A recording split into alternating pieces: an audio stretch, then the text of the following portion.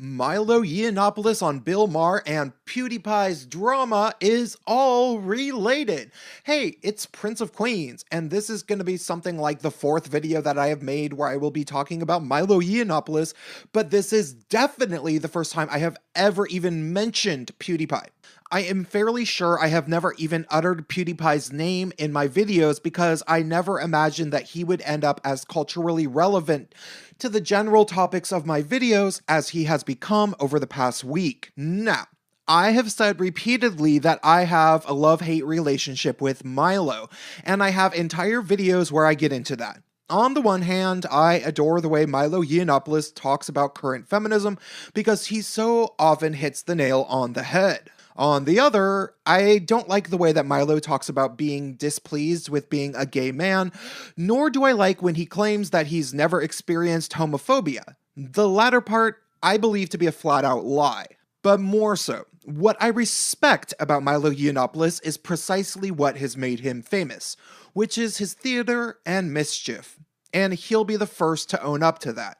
There's several people that make better points about feminism than he does, like Karen Strong, for example, who aren't even 1/10 as famous as he is. Milo is famous because he is a provocateur, because he not only said something that nobody else was saying at the time, but he also crosses that line people were afraid to cross, stomps his feet all over the ground on the other side, and then unzips his fly and pisses all over the territory most people were afraid to even approach. That is admirable in terms of his bravery, even if I do not think his message is commendable in many instances, in terms of the takeaway. This was especially troublesome for me last night when I watched his comments about transgender people on Bill Maher, claiming that they have extremely high rates of sexual assault type crimes. I am not sure where that data came from, and it seems like most people feel the same way.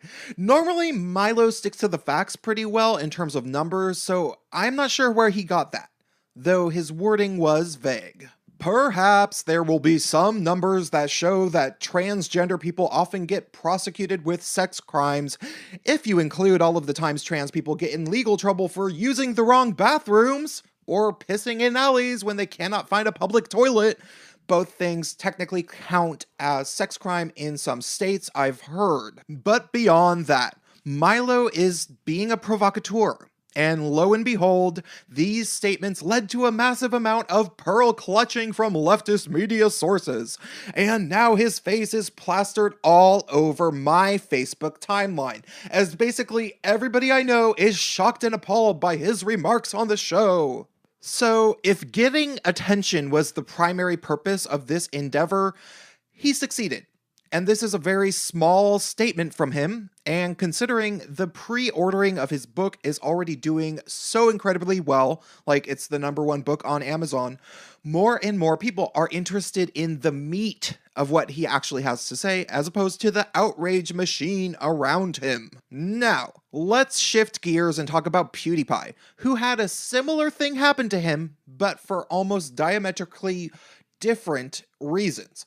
PewDiePie made himself world famous slowly by playing video games on YouTube in a period where YouTube was not considered particularly cool in terms of greater sociological trends. If you were to ask the common internet savvy person who their favorite YouTuber was, even just 7 years ago, they'd probably think you were a total nerd, and not the hipster kind of nerd. And considering PewDiePie started his channel over 10 years ago, we can only assume what most people thought of YouTube personalities at the time, and PewDiePie trying to get famous playing video games. PewDiePie catered to a niche market that was completely culturally irrelevant outside of gaming, and related nooks and crannies of the internet. Personally, I was never particularly interested in him for various reasons, mainly that I simply wasn't interested in video games at all, up until a bit over a year ago when I bought a 360 off of a friend of mine and got into a few games like Skyrim and Halo Reach. But I hadn't been playing games since 2005 or so prior. Regardless, I always thought PewDiePie was kinda cute, and I imagined he was a nice guy. But like so many people in the skeptic YouTube sphere, I simply hadn't watched his videos. I had no idea that he was making politically incorrect jokes. But of course, it doesn't surprise me. You see, the anti-SJW, skeptic, and new right type channels are by far the hottest thing on YouTube, and PewDiePie isn't a dummy. I'm sure he's well aware that channels that made at least a decent amount of anti-SJW content, like Leafy is here, have grown more significantly, proportionally, in comparison to any other genre of YouTube content creator. PewDiePie starting to make politically incorrect jokes is nothing more than him still having his finger on the pulse of cultural relevance. It is merely a sign of the times. It is for that reason that Milo Yiannopoulos and PewDiePie do not live separately in a vacuum at this point in time, but actually are showing traits from the same cultural zeitgeist that is affecting the entire internet as well as elections. This zeitgeist is in Steven Crowder, Lauren Southern, Paul Joseph Watson, Blair White, Sargon of Akkad, and even Dave Rubin, the lovable nice guy who is aware that the future is a bit of an asshole, at least in terms of its sense of humor. But Dave Rubin doesn't want to be one of the notorious players in the shit show that is gonna be the next couple of years.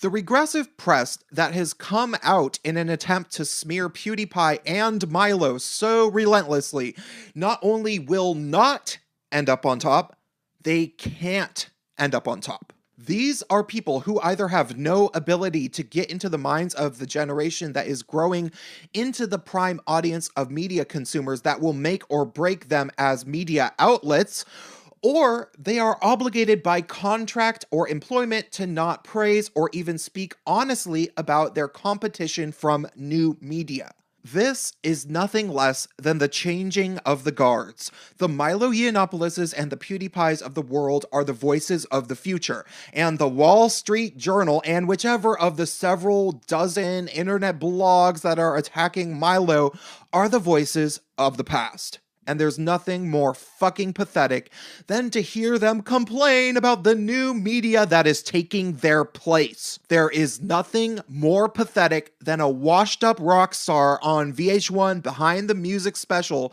trying to make sense of the precise moment in which they were no longer cool.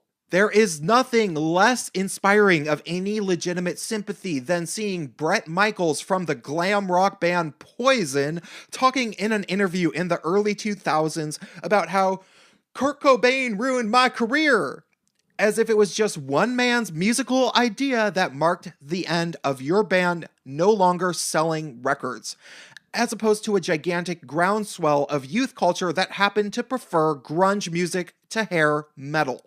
As I have said before, I will say again, social justice warriors are not cool, and nothing will make this more abundantly clear than when they attack the new media that is taking their place. So here's a word to the wise for anybody involved in the arts, entertainment, and media in any way. When you realize somebody younger and less established than you is upstaging you, the last thing you should ever try to do is to sabotage their career with your own might. You might be able to get away with it once or twice. You might crush somebody's dreams who is smaller than you by getting your famous friend to write a shitty review of his band because the actual audience ended up voting his band as the favorite in some reader poll or something. You might employ a successful blacklist smear campaign based around lies or something, getting them denied bookings, and they might not even know that you did it. You might get what you wanted temporarily by refusing to cooperate with your new competitors and instead trying to squash them out of existence, but you won't win this way forever. And eventually one of the newcomers will beat you in the game of internet industry behind the scenes drama. And by the time that happens, everybody will already know your ways, and they will delight in watching you fall from whatever pedestal you defended tooth and nail for the past years like a fucking vicious asshole. The bigger they are, the harder they fall, and it will be glorious to watch you fall, you fucker. What you should do instead is to learn to adapt. And when you encounter a young person doing something similar to what you do in media, you should try to make friends with them. Do a collaboration, or even just speak kindly about them in interviews. That's the only way to age gracefully in this business. And we all know what happens when people in the media don't age gracefully. That's all for tonight. Drop me a comment, help me out on Patreon if you want more of this, and stay tuned.